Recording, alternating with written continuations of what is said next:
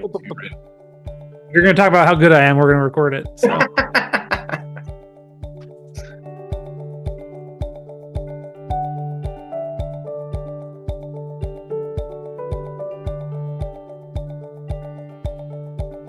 Well, welcome to the Cut for Time podcast here at the Canton United Methodist Church. My name is Pastor Clay. I'm joined by Eric Stearns, and today we are digging into my message from Sunday, which was the ending of our Devoted series. So we talked about prayer, and we didn't really talk about the content of prayer. We talked about the concept of prayer and just what it means to devote ourselves to prayer. So we're going to be digging into more about that tonight, a couple of things that I cut, and just a couple of thoughts that Eric had.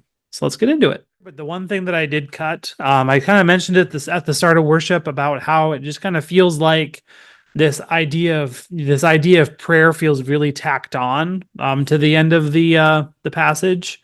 Luke just mentions these four things, to devote themselves to the apostles' teaching, to fellowship meals, to fellowship together, and then to prayer. And then he goes back to talking about what their fellowship looked like.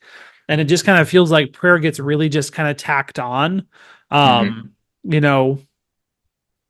so I did write a paragraph that just kind of grounds itself in the idea that even though it feels tacked on, it's not really. So I just talked about how the fact of we're told that they devoted themselves to the apostles' teaching, and that we surmise that it means that it was similar to what the Gospels ended up being. And that, devoting itself to the fellowship meal, even though we've kept the bread and the cup of that and less of the fellowship meal part of it, we're still there. And then we're just told so much more about what their fellowship looked like. That they met in the temple, they met around Jerusalem, they met in homes, they were together all of the time. They shared their resources with those that had needs. They really bolstered this sense of community amongst each other. And then, oh, by the way, they prayed. And I just wish that Luke would have gone into more detail. I wish that we would know more about what that looked like. I think we'd have a better and more complete picture of what the early church looked like and how it practiced, because there are definitely some question marks about how and why they did what they did. And how that translates to what we now do. One of the things that's important to us is singing. And really the only indication that we have that there was singing was just, the words of scripture in the Psalms that talk about singing praises to God. And then in Philippians chapter 2, there's a passage that delves into who Jesus is. It's called the Christ hymn in Philippians 2, because we believe that was an original old hymn of the church, a song that they would have sung together. But we're not told that in this foundational part of of who the church is. So I wish we had a more complete picture, but we don't. We have what we have, and we have extrapolated thusly. I was impressed that you were actually able to write another sermon on prayer, considering how much time we've already spent on it in the recent past. That was different than the other sermons, so good job. Thanks. Mm-hmm. Yeah, it was a little tricky. I if I'm being completely honest, I kind of forgot that I put the Matthew passage in the bulletin. As I was writing the sermon, I was focused mainly on on that idea of devotion, because it is a different direction than what we've been in previous iterations of like we talked about. We started the year with the sermon series on the Lord's Prayer, and we say these words every single week. What do they actually mean? And then just talking, this was the other half of it, not just the content of the prayer, because like I said on Sunday in the sermon, we don't have the content of the prayer. We have guesses as to what the content may have been based on other things that the apostles, would have taught the early church, but we don't know what the content was. And so that's not the important part. The important part is the consistency and the devotion, and making prayer a priority rather than an option. Mm-hmm. And you touched on this, making prayer a priority, and making other things less of a priority in our lives. And it's so hard because prayer takes, we've got our work day where we spend all of our day, active and our brain's working and all this stuff. And you don't want to, you can't, because you're getting paid during that time. You don't want to take that time Right. for prayer or, um, in the evening, you're tired and you want to give up or you want to just be done for the day. I've Hmm. read, it's on the 5 a.m. Club book. If you ever get a chance to read that, that's an excellent book. But they Yeah. talk about how do the most important parts at the beginning of the day.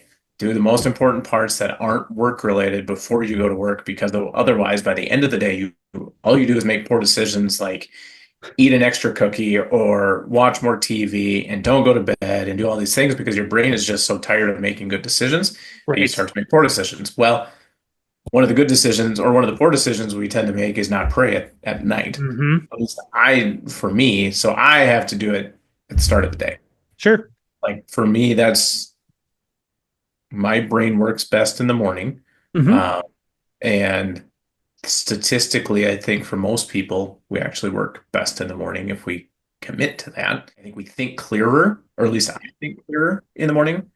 Um, and we can have a better conversation with God if we do that in the morning. Right. I don't know. That morphed into a lot of different things. No, that's not bad though. Yeah, I mean, I do think that there is a logic to how we choose to engage in prayer and when we choose to engage in prayer, and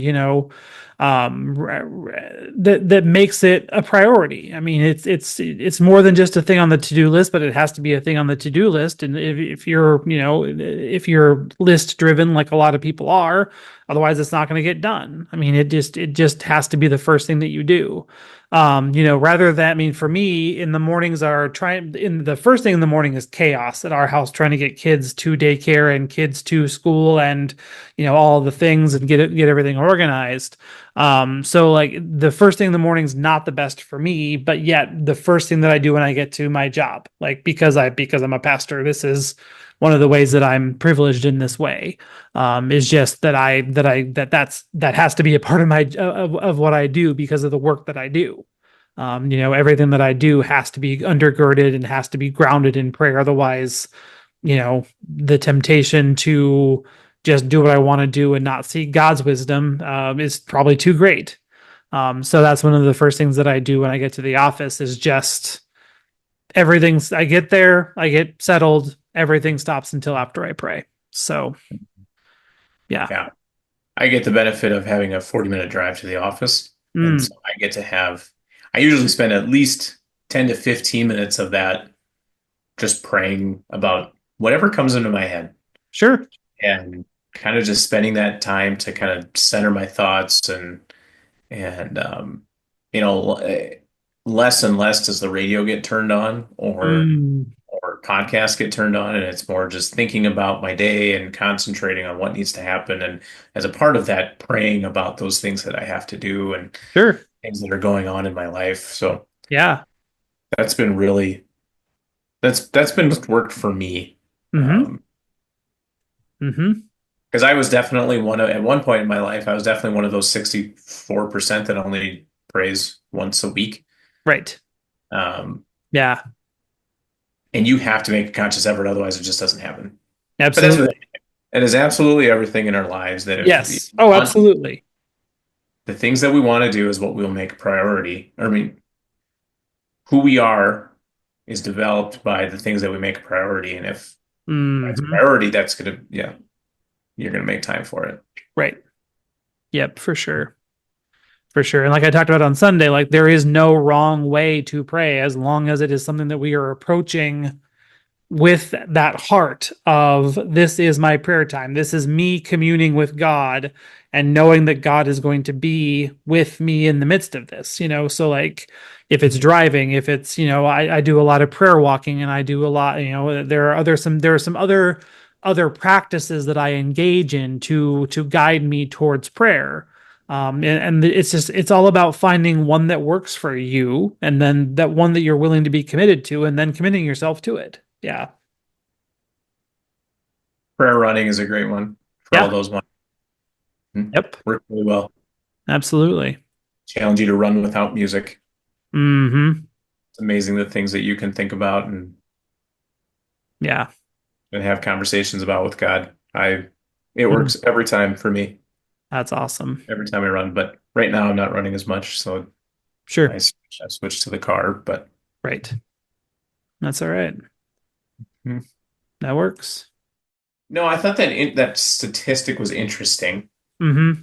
Um, Not surprising, I would say, Right. just in the general sense of people leaving the church because they think they can do it without God. Mm. Isn't that a sense of we've done so well that people don't think we need it anymore? And isn't that kind of, I mean, Yeah. it's the old saying of strong people make good times make weak people, and weak people make hard times. Well, Mm. in the same sense, we're living in this really good time, and we have gotten weak in our belief system because it's just happens for us. Well, Right. people start to fall off because they don't think they need it anymore. Yep. And so Yeah. you wonder if that's part of the case. We just It don't sure feel could like be. because why would Yeah. we need it? Everything's great. Mm-hmm. But in Yep. my opinion, that's why you need God more. Right. Realize what God has provided to you and share that with other people. Yeah, it's great for us. There's still people out there that don't have that. Mm-hmm. Absolutely. Yeah, I think that was the reason. I mean, I alluded to it on Sunday. The reason why things went so well for the early church, the way that the reason why they had the power and the reach and the impact that they had was because they were connecting with God with every, at every opportunity. Did I talk about this last week or did I cut it last week? Talking about how in all of these four practices, there's community involved in some way or another. But the same thing is true with prayer because if you're going to, I mean, I, it, I approach when I'm reading scripture, I approach in prayer. Just seeking out and saying, "Hey God, I'm going to enter into this devotion. This is where I'm at in my reading. I need you to show me what I need to see in this while I'm doing this." Like that, I approach that apostle's teaching, or I approach that piece of scripture with prayer. Mhm. Communion, our great Thanksgiving liturgy is nothing but a long prayer. The words of institution bring us to prayer. And like fellowship. I pray in groups all of the time. There are several different prayer groups that I'm a part of, where community is being formed and where and it's being formed around prayer. And so I think that prayer is such a big driving force to the early church, and that it's definitely something that empowers us now too, that we're missing out on. Mhm. Well, what would that world look like if we were to just be like the early church and be as devoted? Mm-hmm. Right. What could it become at that point? Mm-hmm.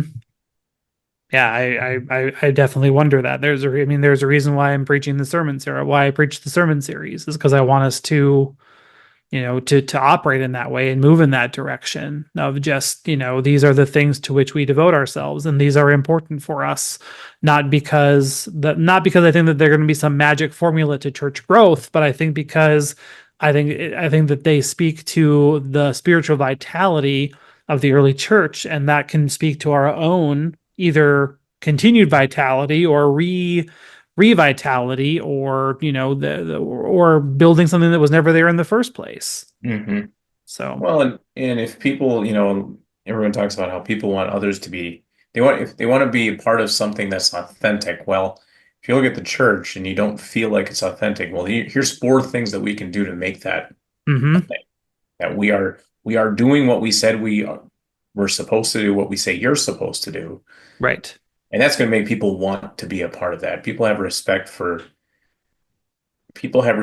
others who stick to their beliefs and understand what they actually believe in. Mm-hmm. Do you ever struggle? I was thinking about this during this sermon for some reason. Do you ever struggle with, and I think it was part of that discussion on what the early church was doing and how well it grew. So when you're preaching on Sunday, you're preaching to a group of believers. Do you struggle with, okay, how does it get outside these walls? Mm, You know what I mean? Like, here's this group of believers that, yeah, it's not an echo chamber, but it's kind of an echo chamber where, yeah, yeah, we agree with you because that's what we believe. right. But what's the next, like, how do we reach the next person that Hmm. isn't in these walls, that isn't um, a part of a church? Like, how do we show that to them in a modern world Yeah. where we don't want to offend others? We don't want to, you know, like, Hmm. what does that look like? Right. Yeah, I mean, the conversation around church growth right now is that it used to be if you build your building and open your building, people would just come into it, and that's just not how the world works anymore. The gas station Um, mentality. yep, yes, Build a gas station, people will use it. yep, yes. I mean, look at how many quick stars there is in between. I was talking to someone that lives in Harrisburg that comes to Chi Alpha, and they were telling me that there is two quick stars within a mile of their house now. Hmm. And that just happened because one got built, it got popular, and now they are everywhere in They Sioux are. Falls and expanding further out. Hmm. I mean, I don't know if there would ever be a market for one in Canton, but It's coming. I would imagine so. I can't imagine that it wouldn't. So Hmm. but that's not how it works in the church. The how it works in the church now is that if we want people to to come in, we have to go out to them. We have to go out and engage the world around us and attract, not attract them with like big fancy things, but attract to them by, like you were talking about, by being authentic, by being real, by being consistent with how we believe and how we practice in the world around us, because people have a very well tuned BS meter. They can tell when they're being pitched, or they can tell when they're being sold something that's a complete and total snake oil, more often than not. And so it is about, we come to church to be equipped to then be sent out. We come to church to learn things about the Bible and then go out and live that way. We come to talk about what does it mean that the church devoted themselves to these things, and then we go out and devote ourselves to these things. There has to be a place where the rubber meets the road, and not just for the pastor, but for all of the congregation, and just because I'm only one person and I am limited in the number of relationships that I can form, and so are you. But when we take my limitation and your limitation and apply it to the world around us, then we can get somewhere. Because you can talk to people that I can't talk to, and I can talk to people that you can't talk to, and so on and so forth. And everyone has that same mentality of, as we earn the right to have the conversation, we have the conversation about, this is why I do what I do. This is what my church believes, and this is how we act, and this is just foundational for what we're about. Yeah, and Hmm. then you just wait for a window of invitation to open itself. You devote yourself to prayer, to borrow what we're talking about. We devote ourselves to praying about that God would open doors to conversations, that God would open, the God would open windows and people into people's souls. So Hmm. yeah, it's very outward focused in the way that we view the world. We truly see it as our mission field. And then, it was a training I went to a long time ago. We go get them. So, yeah, Yeah. And so actually being, if you devote yourself to the four things we discussed over the last 4 weeks, you'll feel equipped that you can actually go to the mission field and do the work. absolutely. Yes. Oh, that's the end of this sermon series. What's the It next one? is. Yeah. So this week is kind of a transitional week, because this coming Sunday is Christ the King Sunday. It is the last week of the liturgical year. We will be celebrating Christ the King. It is also National Bible Sunday, so we're going to be presenting our third grade Bibles to our third graders. So yeah, it'll be a good Sunday. But we're going to be talking about the book of Revelation in chapter 1, where John introduces or kind of reintroduces Jesus to the scattered church, and makes really bold theological claims about the identity of Christ. And that is going to serve as an invitation into Advent, because we have this day called Christ the King. We talk about all of what Jesus means to us, and then that propels us into the season of Advent, where we are preparing our hearts for the coming of Christ, when we're making room for Jesus, and getting to know more about what Jesus wants from us, and how this is all going to work when Jesus comes again, in final Advent. So yeah, we're going to be focusing on Revelation 1 on Sunday. Nice. Yeah. Sounds good. Well, then it's Christmas season. Then we got And an it's Advent. Advent. Yep. Hmm. Yep. Well, thanks for joining us on this week's Cut for Time podcast. Join us again next week in church at 10 a.m. on YouTube Live or Facebook Live or YouTube, or back here for the podcast next week. Thanks for listening to our Cut for Time conversation. Join us for worship in person or on Facebook Live Sundays at 10 o'clock Central Time. And now go in peace and serve the Lord.